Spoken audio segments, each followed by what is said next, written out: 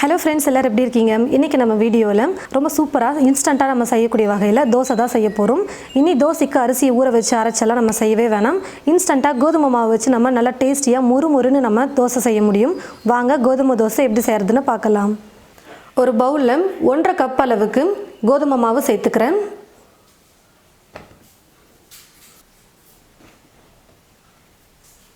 அரை கப் ரவை சேர்த்துக்கிறேன். தயிர் அரை கப் சேர்த்துக்கிறேன். உப்பு தேவையான அளவுக்கு சேர்த்துக்கிறேன்.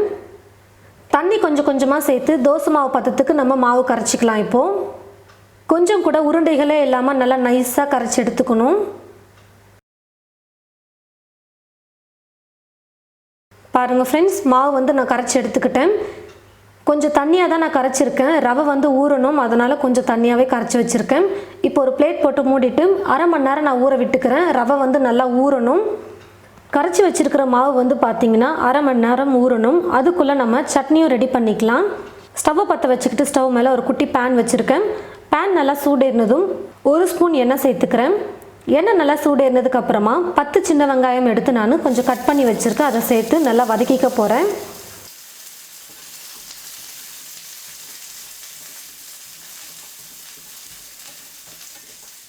2-3 நிமிஷத்துக்கு சின்ன வெங்காயம் நல்லா வதக்குனதுக்கப்புறமா ஸ்டவ் ஆஃப் பண்ணிவிட்டு ஒரு பிளேட்டில் மாற்றிக்கிறேன்.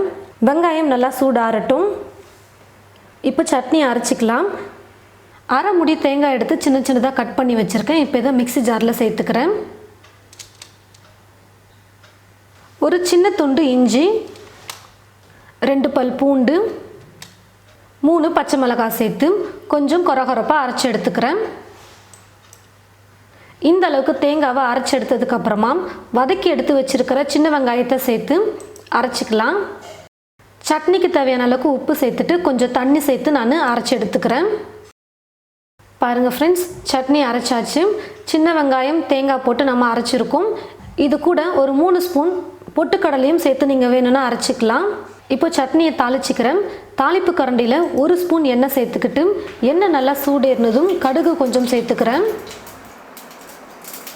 கடுகு நல்லா பொரிஞ்சதும் அரை ஸ்பூன் உளுத்தம்பருப்பு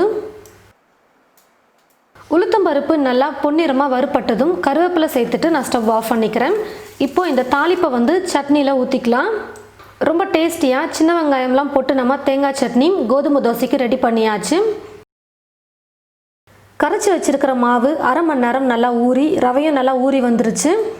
இப்போ இது கூட 1/4 ஸ்பூன் அளவுக்கு சோடா உப்பு சேர்த்து மிக்ஸ் பண்ணிக்கிறேன். நம்ம நார்மலாக தோசைக்கு மாவு கரைக்கிறத விட கொஞ்சம் லைட்டாக தண்ணியாக கரைச்சிக்கோங்க. கோதுமை தோசைங்கிறதுனால நார்மல் தோசைக்கு மாவு கரைக்கிறத விட கொஞ்சம் லைட்டாக கரைச்சிக்கிட்டால் கரெக்டாக இருக்கும். தோசைக்கு மாவு ரெடி பண்ணியாச்சு. இப்போ தோசை ஊற்றிக்கலாம். ஸ்டவ்வை பற்ற வச்சுக்கிட்டு ஸ்டவ் மேலே தோசைக்கல் வச்சுருக்கேன். தோசைக்கல் நல்லா சூடு இருந்ததுக்கப்புறமா ஸ்டவ்வை இப்போ நான் குறைச்சி வச்சுக்கிட்டு தோசை ஊற்றிக்கிறேன். பாருங்கள் ஃப்ரெண்ட்ஸ், தோசை ஊற்றுனதுக்கப்புறமா இப்போ ஸ்டவ்வை ஃபுல்லாக வச்சுக்கிட்டு நம்ம தோசை செய்யணும். எப்போவுமே தோசை ஊற்றும் பொழுது கல் ரொம்ப சூடாக இருக்கக்கூடாது. அப்படி சூடாக இருக்கும்போது நம்ம மாவு ஊற்றும் பொழுது கல்லோட ஒட்டிட்டு வந்துடும். இந்த மாதிரி நல்லா நைஸாக நம்மளால் மாவு எடுத்து தோசை கல்லை ஊற்றி நம்ம சுட முடியாது. தோசைக்கு மேலே நெய் இல்லைன்னா எண்ணெய் சேர்த்துக்கோங்க, நல்லா டேஸ்டியாக இருக்கும்.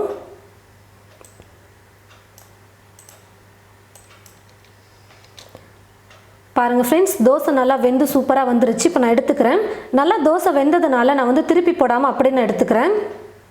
பாருங்கள் எவ்வளோ நல்லா கலர்ஃபுல்லாக சூப்பராக வந்திருக்கு கோதுமை தோசை. நம்ம அரிசியெல்லாம் ஊற வச்சு அரைச்சி செஞ்சால் கூட இந்த மாதிரி சூப்பராக மொறுன்னு நல்லா கலராக வருமானு தெரியாது. ஆனால் கோதுமை மாவில் எவ்வளோ சூப்பராக வந்திருக்கு பாருங்கள். இதே போல் மீதி இருக்கிற எல்லா மாவையும் தோசை செஞ்சு எடுத்துக்கிறேன். பாருங்கள் ஃப்ரெண்ட்ஸ், நல்லா இன்ஸ்டண்ட்டாக சூப்பராக நம்ம தோசை ரெடி பண்ணிகிட்ருக்கோம்.